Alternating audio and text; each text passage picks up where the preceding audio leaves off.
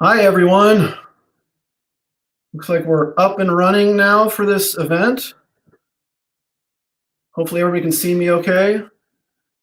Wanted to thank everybody for joining us today on this live stream. I'm Joe Tarica. I'm the editor of the Tribune.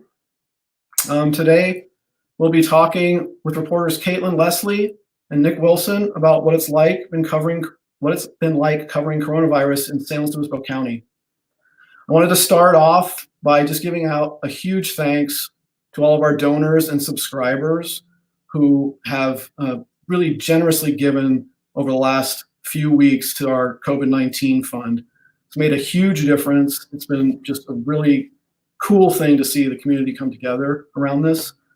And I just wanted to give everybody the great news that we reached our goal this morning, just a few hours ago. And now we are at 42,320. So that's just really awesome. Just wanted to start off with that. Just a little background on that effort. It's a partnership with the Local Media Foundation, which is a national nonprofit that's helping newspapers around the country with this fundraising drive. And they've raised already more than $1 million across papers all over the country. So that's just been a great thing to see. One of my favorite things about the process has been getting to talk to a lot of readers from around the county. Lots of people are just donating online, just going and using the website, but many others who wanted to send in checks have been calling, and so I've gotten to talk to them and just hear their support and have some conversations. That's been just really fun, and they've been so supportive, and we just really have appreciated that. So I just wanted you guys to all know that. It's very inspiring for the newsroom to hear this kind of support. So before we get to Kaytlyn and Nick, just wanted to review a little bit of how we got to where we are right now with the coronavirus. Our first case in SLO County was confirmed on March 14th. And within a few days of that, the county issued its stay-at-home order, which is where we are now. Shortly after that point, most of our staff began working from home. And so they were basically doing all of their work remotely. And they're tracking stories from all over the place the same way they would on all kinds of topics. One of the first big ones was the alternate care site at Cal Poly, and tracking how that came together and what that was, what went into building that. But wide range of topics all over the place, out even the far corners, like looking at students in Chandon and how they were struggling to do distance learning without internet access. And then all kinds of the things we've been doing since then, the daily press conferences, the stories about how people are impacted and how they're coping, and the lighthearted and nice little tidbits about how people are coming together. Each day we attend the press conference, the county's press conference at the Emergency Operations Center. Well, each day that they do it. Right now they're on Monday, Wednesday, Friday schedule, and they're going to actually scale back a little bit in the future. So we're staying on top of all the latest developments there, and making sure we bring you everything as it happens. So with just that background, I think we can get underway right now. I just wanted to start off by introducing our reporters. And so I'll just ask them to share a little bit of their experience before we take some next questions. So if you have questions for this process, you can leave them in the comments, and we'll get to as many as we can here. So we'll start off with Kaytlyn here in the middle of the screen. Kaytlyn? Hi, I'm Kaytlyn Leslie, reporter with the Tribune. I cover mostly South County and then also business and development. But of course, during this, we've transitioned over to a lot of coronavirus coverage. And I've been working for the Tribune for 7 years this July. I came here out of Cal Poly, out of their journalism program. So it's been awesome. Yes, we love the locals. We love having the local grads stay with us. It's the best. Okay. And Nick is not a Poly grad, but go ahead, Nick. Yeah, it's often the first question people ask. Yeah, I've worked at the Tribune since 2004, so I think that makes 16 years now, quite a while. And I've covered a lot of things over the years, but currently San Luis Obispo, Morro Bay, Los Osos, and breaking news shifts. And right now, pretty much it seems like everything is connected to coronavirus in one way or another. So all of our beats have shifted a little, but those are my current ones. Yep. Okay. Yeah. I went to UCSB, by the way, and then have a grad degree in journalism at Berkeley, too, just for reference. Okay. Yeah. So we'll just jump right in with this. And, we'll just go kind of back and forth with the two of them and have a conversation here. So Kaytlyn and Nick, why don't we start off with how have your jobs changed covering coronavirus? How are your beats different? What's this like? Well, we're writing a lot of coronavirus content right now. Normally we would be focusing, on a big range of things. The big word of the day right now is coronavirus coverage. So that's been a little bit of a transition, focusing on that. But now that things have slowed down a little bit, I think we're starting to kind of get back into looking at the other things that are happening and covering those as well. So you are at home and you are sitting in your bedroom, right, with your books on the back. Yeah. Yeah. So we're reporting from home, doing everything from there. I know there have been some instances where we've been able to go out and report at the scene, but for the most part, everything that you're reading is written from the comfort of somebody's house these days. So that's kind of cool. It's definitely not something we had done before. Yeah. How about you, Nick? Yeah, I mean, I think something that you get used to as a reporter is going out into the field pretty much every day or every other day or so. You're probably going out and talking to somebody or going to a meeting or taking a picture, something like that. And it's a little strange to work so remotely. Of course, I've gone out here and there. I go to the press conferences on Wednesday at the county. Other reporters do it on the Monday and Friday, conferences. But yeah, so that's been a little different. However, I do feel like people are doing a great job of being responsive in the community.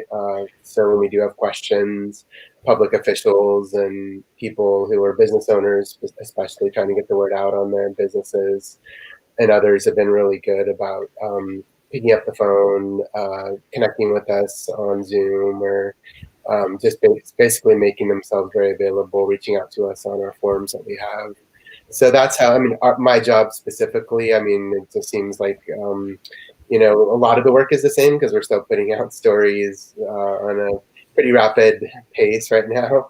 But just how we do it's a little different, but I feel like it's working, and there's been a great community response. I've heard from multiple people about the importance of our role here in the community of late, and that's been nice. Mm-hmm. Mm-hmm. In the beginning, when we were sort of starting us off, I know we were working obviously even more from home, and we were a little bit leery about getting out, not knowing how safe it was. How did you guys feel about that? How are you feeling now? Different things. Well, it feels like now everyone really kind of understands, the importance of social distancing and keeping that distance. So it is really difficult to do an interview from 6 feet away with a mask on. I'll say that has been quite a challenge. I covered there was a nurses' vigil down at the courthouse, relatively, in the middle of all of this.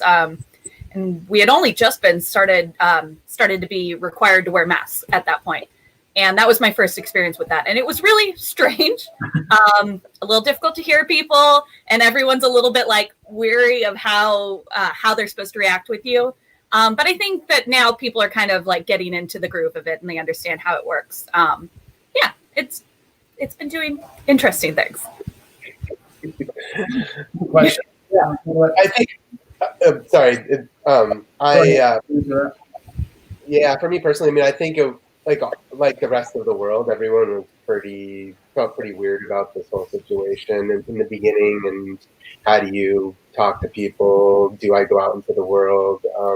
I think the store thing was one of my first stories where I was going out and I think you did some of that too, Kaytlyn, where maybe you're checking out what was happening in stores. And so just seeing all the things fly off the shelves, like the toilet paper and the sanitizers and the soap, that was a pretty bizarre experience. So now I feel a bit more comfortable about it, of course, wearing masks and doing social distancing as much as possible.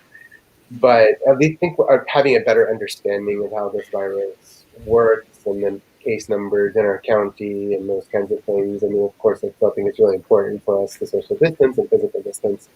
But at least in terms of how we do go out into the world and talk to people, I think it's a little bit better and easier to get your mind around it.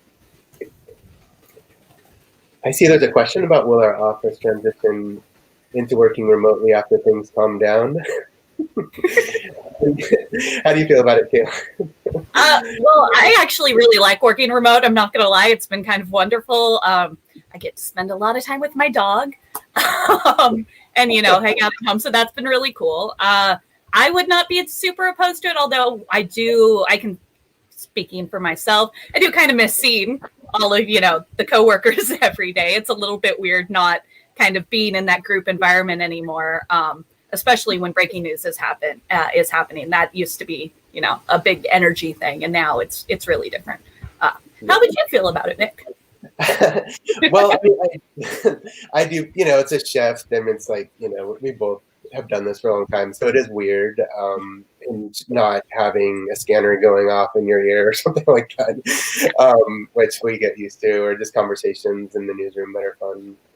Things to have. But I think, probably like many businesses in the community, we have daily Zoom chats and things like that to keep us connected. So it doesn't feel like we're totally removed from each other. I think, it's adjusting to basically what we have to do right now. And I think we're making it work as well as we possibly can in terms of staying connected. And so I think that has been, good and educational because there's new ways just to share and get information in the public too. And so using Zoom and some of the tools we have has been good for us. The Slack channel, which allows us to have flying conversations online, things like that. It just helps us stay connected pretty easily as we piece together our stories. Yeah. Sorry for popping off there. I clicked the wrong button accidentally. On that question about working remotely, I would think that, we'll definitely, that's like one of the new normals I think that's happening, is that we will do more of this. But it's really important, to get together in person. It's not the same, sort of doing it over teleconferencing tools and stuff like this. But we'll have a newsroom that looks different, has more ways of interacting than we probably did in the past. Let's move to another question here. So, each of you guys, what would you say has been your most rewarding story on the coronavirus front so far as a reporter? Well, so I've had the opportunity to really do some stories that are more engagement driven, where I get to talk to a bunch of different people about maybe things that we wouldn't normally focus so much on. So I've been getting to write the positive stories, which is wonderful. Stories about, the ways that people are coming together and the ways that people are supporting each other through this. Those are really awesome. But I would also say that the story that I think that has hit me the most was a story that we did right when the shelter at home order took place. And it was by suggestion of one of our photographers, Laura Dickinson. She had gone downtown and it was a ghost town. And she was so surprised by how much that impacted her. And so she was telling us that, and I was like, I want to go down and I want to see it. And I want to write a story about that. So we did. And I've got to say that was the moment that really a lot of this kind of hit home, seeing how much of an impact this was going to have on us. It was farmers market night. It was dead. The stores were all closed, but they were like still lit up. It looked like an apocalypse had happened and like all of the people had just been lifted up and disappeared out of nowhere. it was the strangest experience. And I think that was the moment that I was like, oh, this is something that is really going to change our lives. This is a big moment. Yeah, so I really love that story that sticks. Yeah. That was just a nice way to look at, just the everyday life. Like, how did the everyday life change overnight? And you can just really see it. It was just so different. Mm-hmm. Yeah, I thought that was a really good story, and the photos were fantastic as well. I forget who shot those, but maybe it was Dave or Laura on that one. And we've used a lot of those photos since just to capture the change in the community. Yeah, and I think maybe around that same time, I talked to the SLO native, a woman who's in her early 30s, who's living in Italy now, and they're sort of 2 months behind us or ahead of us in terms of where they were at with the virus. She was talking about just the devastation that they had seen and she had seen around her, and that the country was facing a lot of death, a lot of the lockdown made it so that people really couldn't leave their house unless it was to shop, but there were police officers in the street. So we did a Zoom chat, and she just basically laid it all out in the early stages of the pandemic here. And I think that was really educational in terms of getting that message out that this is a pretty serious thing, and that they had, at least in Italy, a lot of folks weren't really adhering to the social distancing guidelines in the beginning, and they were going out and just doing things that helped to spread the disease, and they had to really lock down, and there were a lot of deaths in a short amount of time. So to me, that really hit home in the same way you're talking about, Kaytlyn, that this can be very real and very lethal, and that we have to take it seriously. And I think people did, honestly, like the message that we put out there in our various stories and ways has helped to, inform people and educate them on what's going on. Yeah. I mean, obviously we're looking to balance, a lot of these different story types here, keep track of, all the serious stuff that's happening, all the breaking news that's going on, but there's just so many people impacts across everything, education, the businesses, how government is doing things differently. There's so many things that different ways to tell the story that, if we had double or triple the number of reporters, we would still have plenty of stories to get. So that's kind of like a challenge on a regular basis, is like picking, which one do we do today? What do we do? Which one do we can we let off a little bit, or which one, must we do right now? But I really liked a lot of these sort of connection stories we've gotten with the community. I was just thinking of Kaytlyn, of your other one about all the sort of kindnesses that were going on, like the family and AG. In AG. Yeah, with the dress with the signs, they're still out there doing that still out there doing it. Love them. Yeah, so we were always looking for little tidbits like that. I mean, we love those kind of stories. We have other ones that are coming up that are in the works right now in the next few days, and obviously, at this time right now we're getting close to graduation. So one of the things we're looking at is the impact on all these high school students who lost the end of their senior year. And what schools are going to try and do to mark that time for them, which is not going to be the way they expected it, at least not initially. And they have things that are planned, and so we're going to hope that really really comes out kind of nicely, and they get sort of the recognition they deserve. But that'll be obviously happening across the county within 2 weeks, probably from starting today. So yeah, that's just been like one of the really nice things about this story is watching those kinds of things happen. Let's flip on the other side of that question. So what's been your most challenging story? Have you had trouble telling some of the stories that you'd like to? Well, maybe tackle the first part first. What was your most challenging story?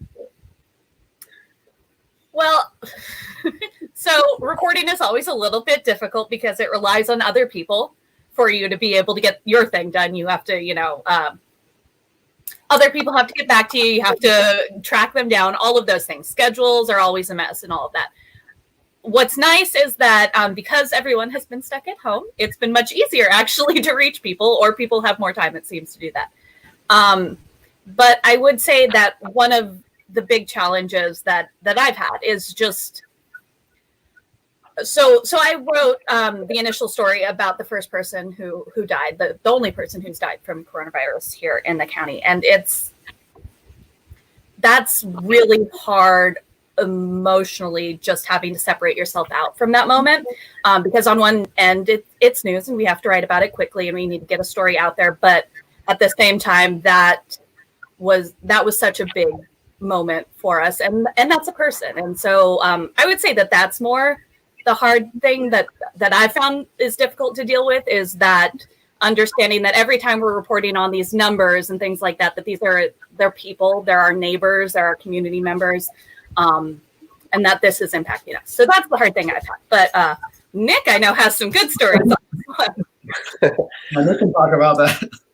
Yeah. So and maybe I, in terms of talking about the beats, should have mentioned that, a lot of, as we've seen this evolve, it started out, a lot of the stories were based around public health and what, which remains, important stories to tell. But I think as we've seen this evolve, we've started talking a lot more about the economic impact and how this thing is affecting jobs and local businesses. So that's been a focus of mine, just purely trying to look at some of these issues around unemployment or revenues for businesses, and trying to tell those stories. And those can be challenging, especially right now. I think there's a lot of contention about reopening the economy. And then the divide in the community around people that feel like we need to do a better job of physical distancing and making sure that we're compliant with the guidelines. And so the challenging story recently that I did, I'd written once on this issue of compliance amongst businesses in the community, and whether they, people will call it a complaint, saying there's customers gathering or the store's operating that shouldn't be. So I went out and actually did a stroll through downtown SLO, and there were quite a few stores that were open, retail stores. And of course, SLO public health officials say, many of these stores are not supposed to be. So I wrote on that, identifying some of the stores, and I had a strong reaction from some folks in the community. They weren't thrilled about, basically feeling like we were picking on some of these stores. But at the same time, the existing law, until it changes, which looks like it will soon, is that retail stores are only able to operate with curbside pickup or deliveries versus like in-store shopping.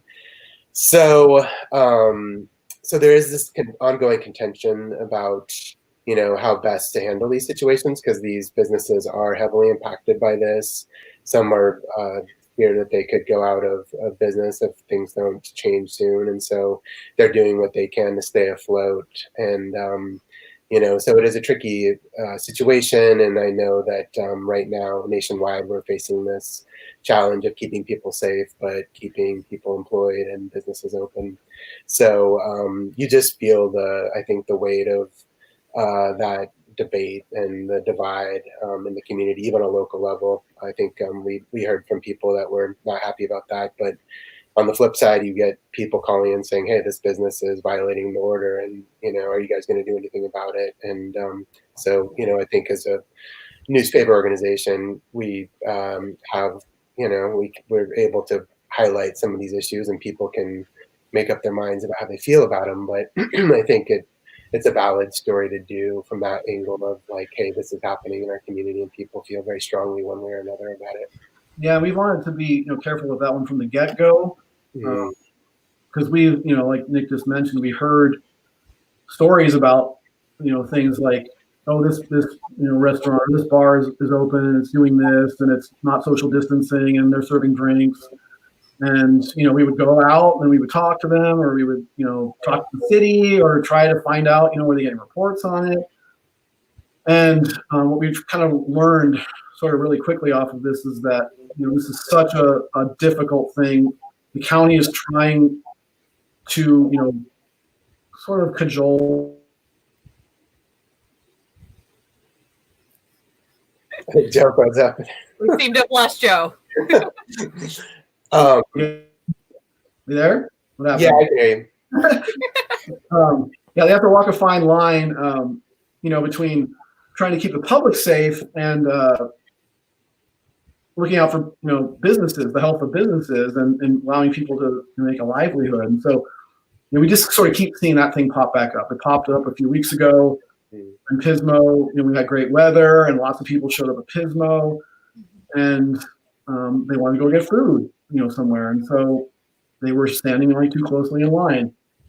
And you don't want to put somebody on blast, but we got to look out for those and see what the county's measures that they're putting in place are actually doing. What does that mean to the community, and how are they following those guidelines?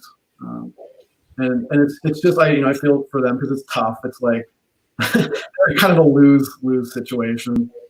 Yeah, and I think that's that's part of trying to have different perspectives and voices in stories. I think when you hear, and we've written many stories on the challenges local businesses are facing in ways that they're trying to get help and support. Every week we do a restaurant takeout who's open in the community post, and so people can support local restaurants that way. The businesses have participated in conversations around loan funding. We read some stories on that. And of course, unemployment has been a resource for people who are out of work right now. So, and I think that those numbers, at least people who have filed, are over 20,000 folks now. So it's just a very complicated time economically, I think. And it's an evolving, fluid situation with people who I think are struggling on that level.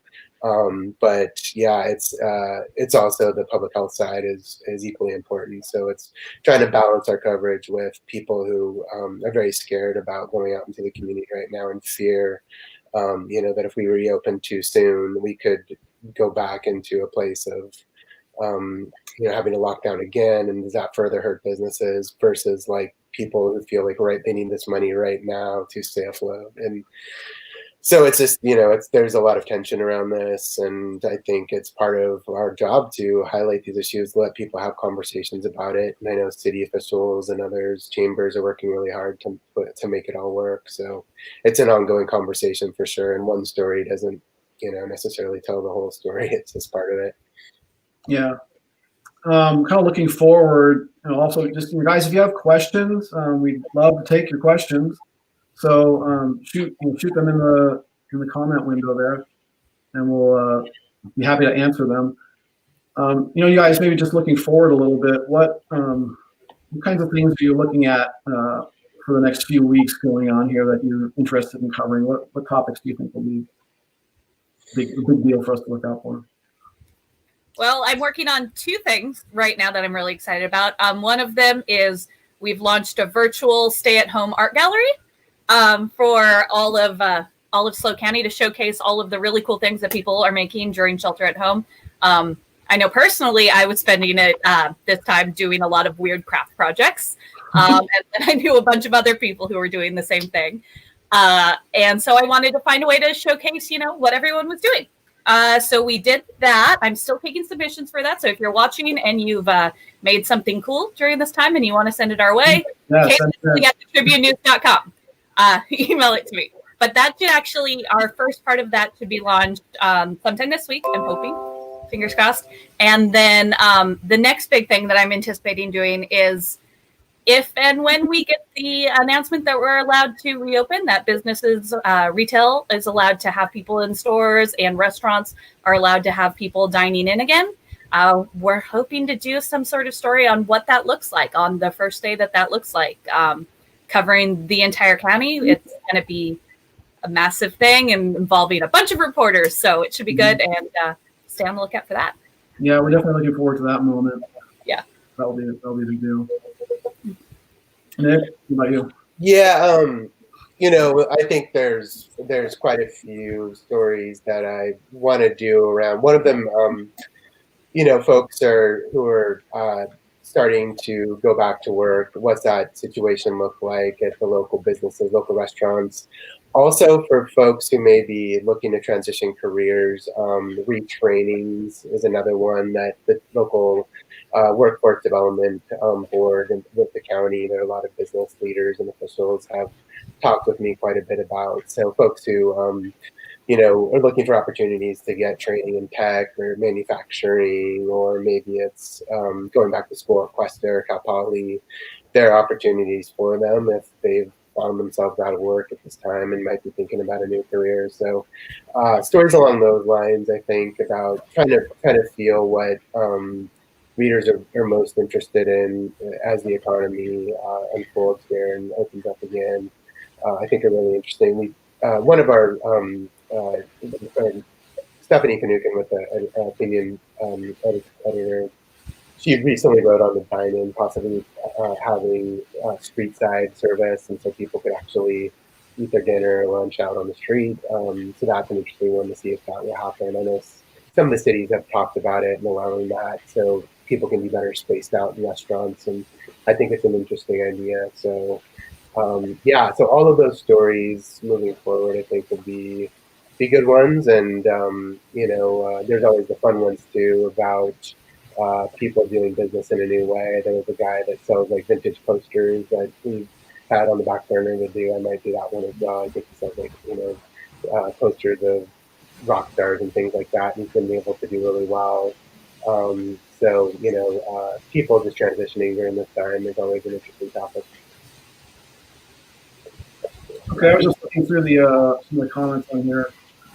There's a question from John Ashbaugh about the bankruptcy. Just want to clarify something there, John. Your Tribune Publishing Company, that's a different company than us. So we're a McClatchy paper, so not to be confused with the Tribune Company. And so when you're talking about Alden Capital, there, that's not us. Although our current situation is involving a hedge fund, so we are waiting to see what happens with that. And we're just we're in the middle of that process. And over the next couple of months, we expect to see some kind of resolution and what happens with the ownership, what the ownership looks like. As far as how that affects us locally, it's been really great so far. If you follow the industry at all, the downturn in the advertising dollars because of businesses being hit so hard has been felt across everybody. And we have been really lucky that we haven't had any hits or furloughs, downsizing, layoffs locally in the midst of all of this process. And that's actually happened to almost everybody else. The New York Times had a story a few weeks ago, and they just went through like every possible newspaper company and group you could think of, and it was just like one set of reduction after another, whether it was pay cuts or furloughs or layoffs. So the McClatchy Company's doing everything it can to preserve the journalists and the work that we're doing here in this community. And that's kind of what obviously the Give Butter campaign was about, shoring up those ad dollars that are missing right now and ensuring that we don't have, hopefully, some of those negative impacts that you can actually see in like how much coverage we can do. And so we haven't had that now. Fingers crossed. The bankruptcy is an unknown, but we plan to be here. I know all of both of these two do. I do.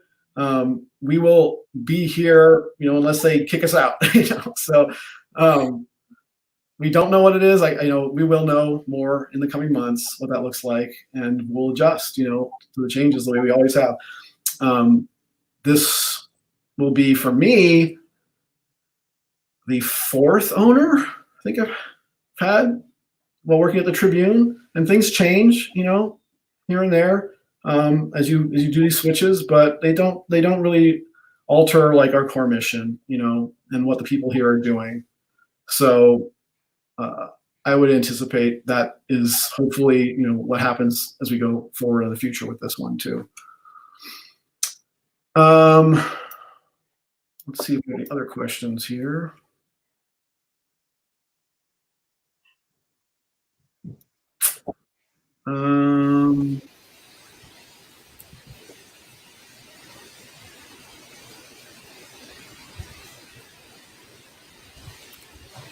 You have another question we want to take on here?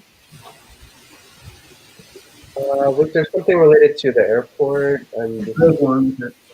Was there one about the airport? We can do this one. Yeah, the airport there. Okay, this one here. Nick, you know something about that. You want to talk about the airport? Yeah, I'm not seeing the question, but I assume it has to do with what. On the screen there, it's on the screen. Okay. Well, the airport planned expansion to Portland and elsewhere we put on hold.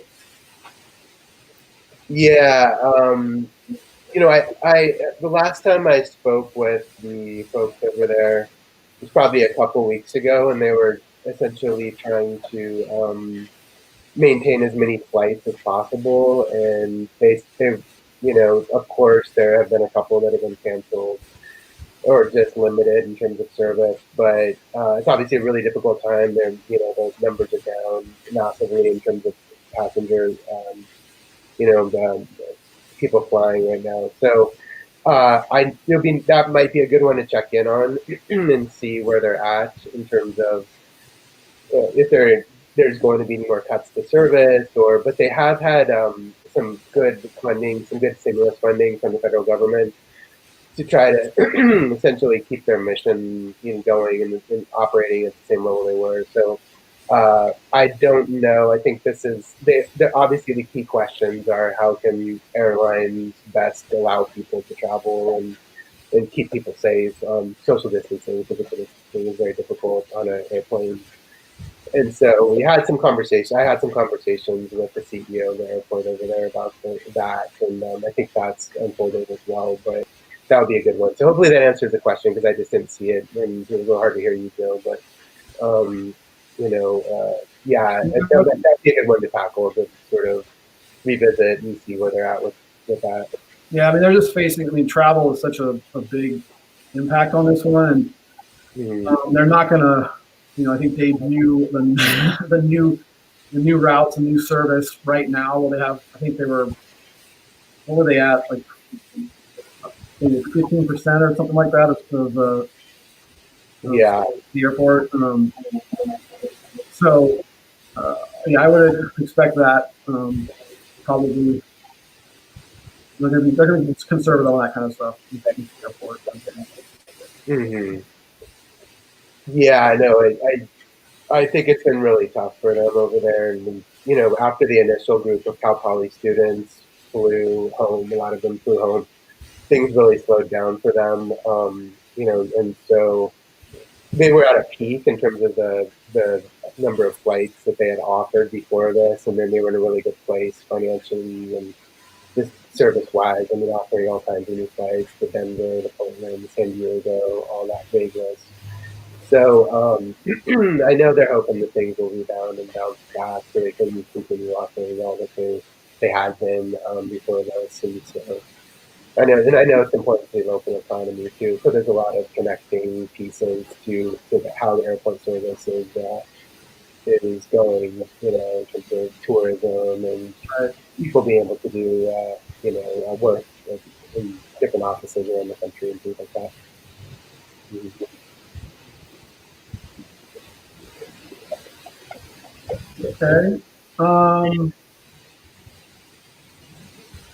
don't know if we have any other questions. Any other last things anybody wants to bring up? Any other questions? Will we have us here? Unique opportunity. Danny didn't have a question. Thanks, Danny. Glad you enjoyed it. Yeah, I mean, from my end, I think it's been. You really feel like when people do appreciate your work and say like, hey, good job on this story or that. I know we've had that. And people just saying this is great to have you guys here doing what you're doing. So from my end, I mean, I think it's great to hear somebody like Danny or others out there in the community. So just want to express our appreciation for you guys. Yeah. So we have a question, I guess, from Shiva here. You have a question? You can put it on there if you want.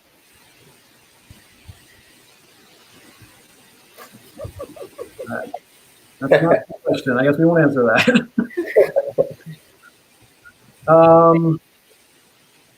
Kaytlyn, so any final thoughts, you guys? This has been an absolutely crazy time. It's weird. It's unprecedented. I could say that I never would have expected to have been reporting on anything like this in my lifetime. But that everybody's support has really meant a lot during it. And, keep reading the Tribune. Mm-hmm. Okay. I think that will wrap us up for today. I just wanted to, again, like Kaytlyn said, thank everybody for their support, for listening on this session right now, for being a local reader and a local news consumer, and depending on us, provide this for you. It's really critical business, critical service for all of us. This video recording, if you just jumped in late or didn't see all of it, it's going to be available on our website, Facebook, and YouTube channel. So if you'd like to look at it or look back on it or share it, you can do that. And if you have any questions after this, or something that you thought of that you wanted to ask, don't hesitate to reach out to any of us or other reporters at the Tribune. We're easy to get a hold of. You can find our contacts regularly on stories, happy to get emails or phone calls. That's great. And I would just leave, everybody with one mission. If I can ask you guys as supporters, is if you just can be a champion for local journalism, and try to cut through some of the negativity that happens around the media. You hear it a lot around the national media, and we don't want to be lumped in, with that conversation. What we're doing here is about San Luis Obispo County, and we need your support. We rely on you. We hope you rely on us to give you accurate information, to tell you stories that are important to your lives. So that's just the last thing I would leave you with. Kaytlyn, Nick, any other final comments? No, I just want to say thanks to everyone, and keep on reading. Yeah. Okay.